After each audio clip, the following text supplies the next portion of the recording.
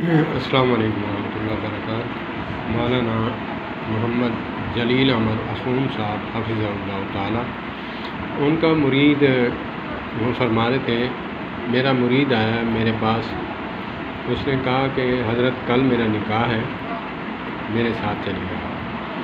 کہا ٹھیک ہے، میں آ جانا، چلے جائیں گے۔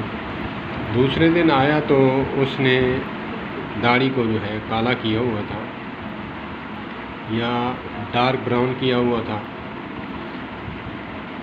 تو حضرت نے فرمایا میں تیرے ساتھ نہیں جاؤں گا۔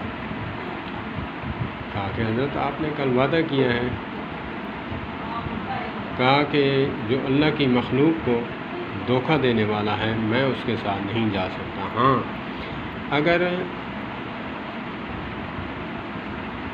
انسان کی شادی پہلے سے ہوئی ہے، 20 سال 30 سال گزارے ہیں، بال سفید آ گئے ہیں، عمر سے کم ہے، لڑکی ہے، زیادہ عمر کا ہے بندہ، تو وہ تو کر سکتا ہے، یا پھر جہاد کے موقع پر اجازت ہے کہ گبرو جوان لگے، وہاں بھی اجازت ہے۔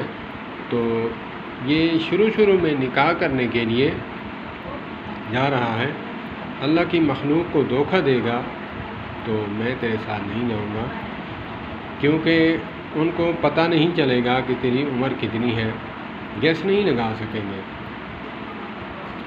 تو ٹھیک ہے، جب نکاح کے وقت جو ہے شناختی کارڈ بھی دیکھا جاتا ہے، لیکن آل اوور بات تو یہی ہے کہ ظاہراً تو یہی ہے کہ دیکھنے والے لوگ گیس نہیں کر پائیں گے کہ یہ کس عمر کا ہے، تو میں نہیں جاؤں گا۔ اللہ پاک ان بزرگوں کا ہم پر سایہ قائم دائم رکھے۔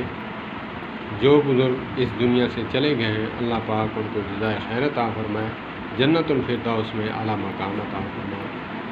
یہ تقوی کی بات ہے، یہ جو لوگ اللہ سے ڈرتے ہیں تو وہ اتنی باریکیاں بھی دیکھتے ہیں۔ جیسے امام بخاری محمد بن اسماعیل رحمۃ اللہ تعالیٰ علیہ کے بارے میں آتا ہے کہ جس تابعی کے پاس یا تبع تابعی کے پاس، جس کے پاس حدیث پاک کا ایک لفظ بھی لینا ہوتا تو وہ جاتے سفر کر کے ایک کے پاس گئے، تو وہ اپنے گھوڑے کو جھولی پھیلا کر اس کو بلا رہا تھا، تو انہوں نے دیکھا کہ جھولی خالی ہے، جانور کو بلا رہا ہے۔ کہا کہ السلام علیکم، میرا آپ سے کوئی رابطہ نہیں، کوئی کانٹیکٹ نہیں۔ کیوں؟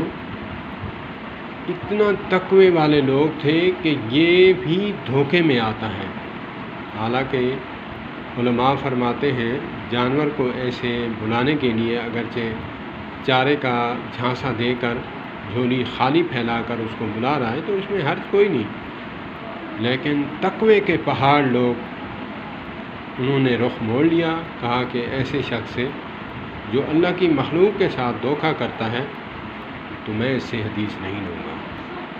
کمال درجے کے ہمارے اسلاف، اللہ پاک ہمیں بھی تقوی نصیب فرمائے، اللہ پاک ہمیں ان کے نقش قدم پر چلائے۔ والسلام علیکم ورحمۃ اللہ۔